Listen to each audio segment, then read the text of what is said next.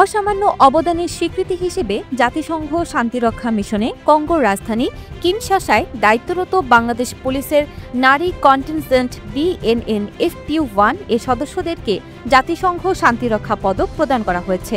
7 August বৃহস্পতিবার এ পদক দেওয়া হয়। জাতিসংঘ মহাসচিবের বিশেষ প্রতিনিধি বিন্টু কেইটা পদক প্রদান অনুষ্ঠানে প্রধান অতিথি হিসেবে উপস্থিত ছিলেন। পুলিশ সদর দপ্তরের এক সংবাদ বিজ্ঞপ্তিতে 12 আগস্ট মঙ্গলবার এ তথ্য জানানো হয়। এতে বলা হয়, কন্টিনজেন্ট কমান্ডার পুলিশ সুপার কাজী রুবাইয়াত রুমি সভাপতিত্বে MONUSCO পুলিশ কম্পোনেন্টের প্রধান ও ভারপ্রাপ্ত কমিশনার জেনারেল আলাইন বামলো উপস্থিত ছিলেন।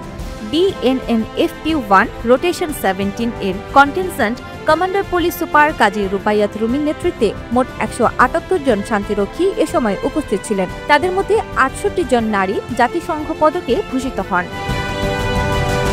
প্রধান অতিথির বক্তৃতায় বিন্টু কেইটা বাংলাদেশ পুলিশের সদস্যদের পেশাদারিত্ব, দায়িত্ববোধ এবং শৃঙ্খলার ভূয়সী প্রশংসা করেন। কন্টিনজেন্টটি গেল বছরের 27 মে থেকে অত্যন্ত সুনাম ও দক্ষতার সাথে তাদের উপর অর্পিত দায়িত্ব পালন করে আসছে বলে বিজ্ঞপ্তিতে উল্লেখ করা হয়।